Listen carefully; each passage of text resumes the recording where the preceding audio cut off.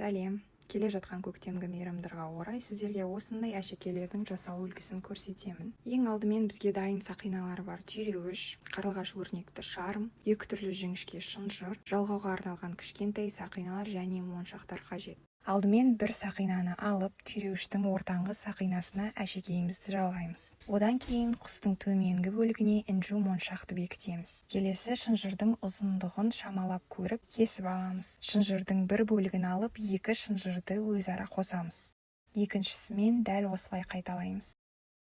Енді моншақты осындай жіңішке шынжырға қалай бекітуді көрсетемін. Жіңішке лесканың азынаулақ бөлігін алып, оны шынжырдың соңғы буынынан өткіземіз. Лесканы 2-ге бөліп, моншақты ортасынан өткізіп шығарамыз. Сосын бисер алып, оның ұшын бекітеміз. Қалған лесканы қайтадан моншақтың ішінен және шынжырдың бір буынынан өткізіп, түйіншекте бекітеміз де артық бөлігін қиып тастаймыз.